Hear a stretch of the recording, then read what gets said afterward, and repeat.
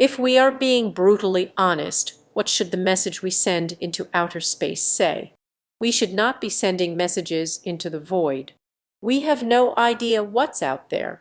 Anyone out roaming around will have probably come to the conclusion that livable planets are a limited resource. Broadcasting, "Hey, there's a great planet over here," may not be a good idea. We're beyond help. You've been warned. We once had continents and mostly destroyed the civilizations, leaving there when we discovered them. Approach Earth with caution. Also, please don't bring new diseases unless you have vaccines. Fuck off, we have enough problems. Proceeds at your own risk. We have no clue why we're here, but we have cookies. Rick Astley music video. Hello. Dinosaurs died. Send replacement. We are genocidal, xenophobic, and spiteful. There will be misunderstandings. Nothing. Help. Depending on how competent you are, we are open to being conquered. The bar isn't that high, please respond. Bring your best drugs. We'll trade tacos for intergalactic technology. Don't end up like us. I'm wondering how different it is for men. Hysterectomy doesn't make someone old. Age and attitude makes someone old. If your dude is praising the way it feels, seems like you're you for coming to my TED Talk. This is one of those situations where you may get a ton of responses here, but the only one that should matter and that you should accept is your guy's. If you're insecure, just talk to him. Your relationship will be stronger for it. My ex-wife had a hysterectomy. It didn't feel any different to me. It was just as good as it always. Just because a woman has a hysterectomy doesn't mean she's old. Any woman at any age can be at risk of cervical cancer, uterine fibroids, or endometriosis. My wife had one. Our sex life didn't change. The angle of entry that is pleasurable to us both changed a little is all. I know 20-year-olds that needed one, so I don't think it's an old person thing. I've only had sex with one woman who had a hysterectomy, really bad history of endometriosis, and I can't say I would have known if she hadn't told me. I probably would not have even noticed the faint abdominal scar if she hadn't pointed out that either. A hysterectomy should not cause any difference in the tightness of your vagina. The coming years will be filled with people rationalizing personal relationships with AI avatars because they're provided the same, or even better, emotional support and companionship. Reminds me of the Her movie. No need to rationalize, you explained why. I already use AI for basically digital therapy and have a medical condition and medical devices, and the AI always knows what my problems are that need seen to do with these specific devices and what doesn't really matter. Trying to pull the same information from my doctors is like trying to draw blood from a stone. So yeah, I think that's probably already happening. As far as language models go, artificial intelligence is less menacing than human intelligence. Honestly, if it helps someone feel less lonely and keep them from being depressed or suicidal, then I'm all for it. Sometimes a full relationship isn't for everyone. People think they're in love with scammers they've never met or seen or talked to on the phone. This really isn't much of a leap. If help humans deal with or avoid shit traumas, I see nothing wrong with that. Each person should do what makes them happen as long as it doesn't harm others. This could even save many people who are deep into depression. Did you just argue against yourself in the same sentence? Can you recommend a movie you've seen more than 3 times? Why? The Fifth Element. Groundhog Day, because watching it more than 3 times is pretty much living the plot. Hot, the greater skid marks. So many, but Jurassic Park, the original first one. A Knight's Tale. Kiki's Delivery Service. So relaxing to play in the background. Shrek, because it's tight. The no explanation. The Shawshank, a lot every time I watch it. The Iron Giant, very nostalgic movie for me. Animation was ahead of its time. The story dozed overstay its welcome, and it's just overall feel-good movie. The Fifth Element. I watch it every few months. It tickles my brain the right way and makes me happy. It's funny it's got weird sci-fi shit. It's great. Con Air, School of Rock, Spirited Away, The Big Lebowski, Pulp Fiction, Catch Me If You Can Truly a masterpiece. Anything by Mel Brooks. Sometimes I just want to laugh my ass off. The Thing 1982, the best movie ending of all time. Tombstone one of the best, if not the best Western movie of all time. The Lord of the Rings. Olive is simply no movie that compares to these, at least for me. I got assaulted. What would a man's perspective be when it happens to their partner? You were a victim and are in no way to blame for that, but he's upset you didn't tell him tend to feel that it's their responsibility to be protectors. He might be angry with himself that you didn't tell him immediately or that he didn't do anything to prevent it. Even if he couldn't help anyway, just be there for him. There's a lot to unpack there. It's going to take him some time to process. I'd be upset at my girl for not having enough trust to explain what happened in a reasonable time period. I would be raging if I found out my girlfriend was assaulted and she hid that from me for a year. It's a lack of respect at that point. That's going to rustle my jimmies. I'd be reassessing the relationship at that point. I'd probably move on from her. Depends on the context of the assault. If you were openly hanging out with this other person, then I probably would consider you to be a liability and not trust you. Honestly, he's probably facing some problems right now that he's going through. He was just in a fight, may have issues with police lawsuit, etc. Think I'd be little upset that you didn't feel like you could tell me, but it'd probably understand and then it'd just take it all out on him. Hitting a bong is using all four elements at once. Enter the avatar state. How many of you are naming your bong the avatar? Indeed, mastering the bong requires the ancient art of bending air, water, earth, herbs, and fire simultaneously, a true avatar's challenge. Now that is a fucking top-tier shower thought. Lol, Captain Planet comes to mind. Earth, wind, water, fire, heart, with these powered combined. Definitely Captain Planet. In the perfect order, too. We've all seen that picture, bro, you ain't slick. Earth, fire, wind, water, and heart. But weed ist made of dirt. Only if it's a ceramic bong. S-tier shower thought. Are you me in college 15 years ago?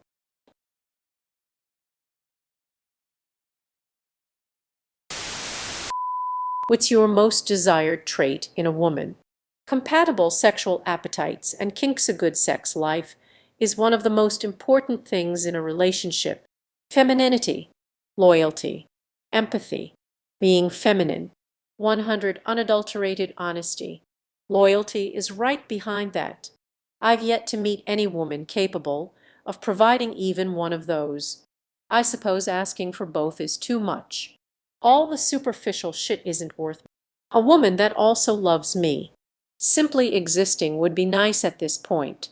She's loyal. A man will move mountains for her. I really just want someone who loves me.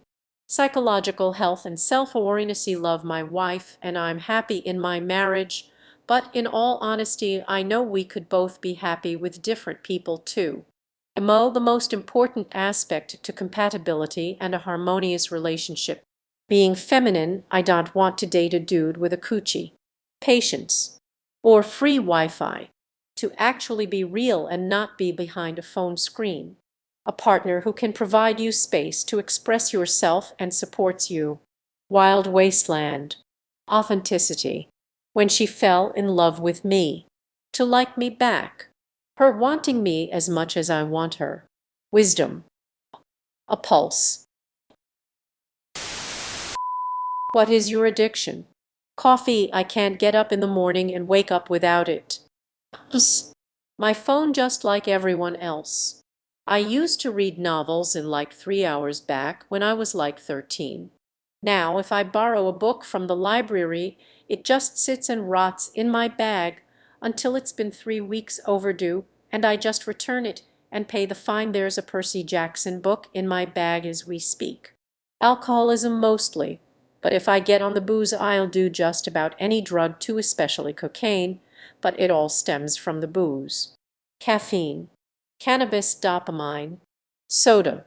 I was a masturbation addict, but I've been quitting and haven't relapsed in a while now. Masturbation. If I don't masturbate for more than 2 days, I just get way too horny, and hence relapse. My addiction is you, baby. That's what I would say if I had a buying things I don't need like home decor items. Nicotine and sex. Milk, tea, and coffee. David Duchovny.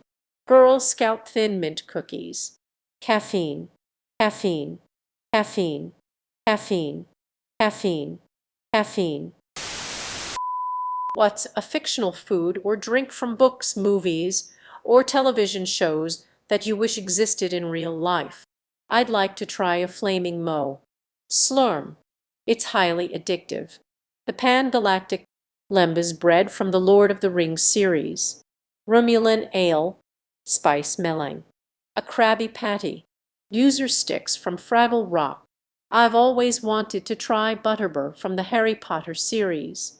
The pan-galactic lembas, as I'm sure I could eat more than one. Ractigino from Star Trek Deep Space Nine. I just want to know what all the fuss is about. Nuka-Cola. The everlasting gobstopper in Charlie and the Chocolate Factory. Ambrosia from the Greek mythology. Dude, I want a Scooby snack. How Shaggy goes at them, that can't just be dog treats. The kind of roast chicken they have in Western cartoons, it always looks so crisp and perfect. The classic Dragon Ball's magic beans.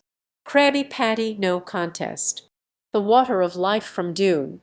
I want some of that prescience. Bertie Bott's beans are candies with absolutely any flavor from Harry Potter. Rondo. Turkish delight. Frobska from the Pulf. Pan-galactic gargle blaster would be nice. Butterbur. Spoo. What is love from a male's puv?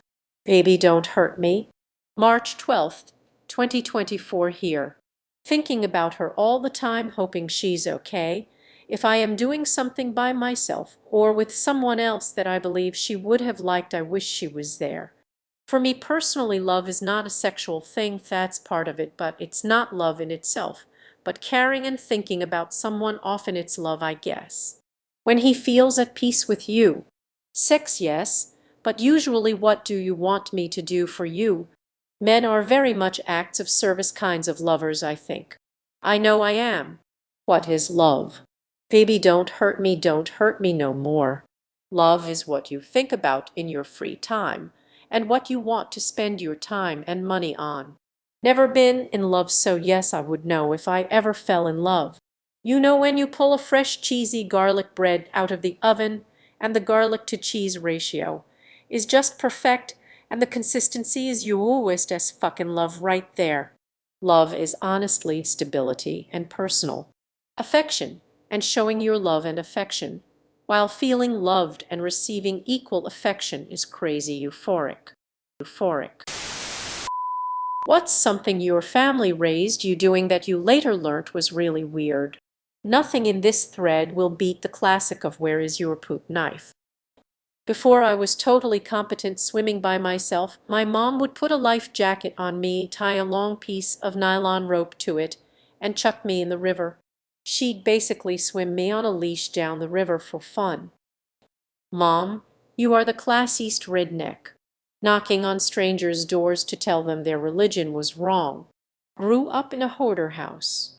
I look back at my childhood now and can't believe the cluttered nightmare I grew up in. Now, I relish throwing things away when I'm done with them. If I could share all of them, lol, won't do that, but for example, cleaning my ears as deep as I could, that's actually more dangerous than weird. I learned later in life from doctors that I was putting my hearing in danger. I figured if you messed up, you got hit, and that was normal. The first thing that comes to mind is putting tuna in Kraft mac and cheese. Some people think it's weird and gross, but I love it. Spoonerisms. Not completely weird, but we do it 5 times a day at least. We had pet rocks, named them hot dogs in the spaghetti sauce. Everything is so expensive and wages are too low. How is Gen Z expected to survive and have a good life? Millennials have been trying to figure this out for almost 20 years now. I think the harsh reality is that they're not expected to. Youve and I just had this discussion the other day. In 2000, I had a 3-bed, 2-bath apartment, car payment, full coverage insurance, cell phone bill, electricity bill, cable bill, plenty of food and beer in the fridge, and could still go out on weekends. I was earning roughly $15 per hour at my job. Yes, the cost of living is stupid out of control. By hoping Granny croaks early and leaves you her house. The wealth will trickle down any second now. Just keep voting so the one gets more tax cuts and they'll create more jobs, and the wealth will trickle down when they do so, and give all their employees raises due to the extra money. Any second now. They're expected to be too busy surviving to think about fighting back. They aren't expected to. There was no plan outside of "screw you, I've got mine." Plus people have been suckered into believing that all politicians are the same, so they don't even vote to change anything.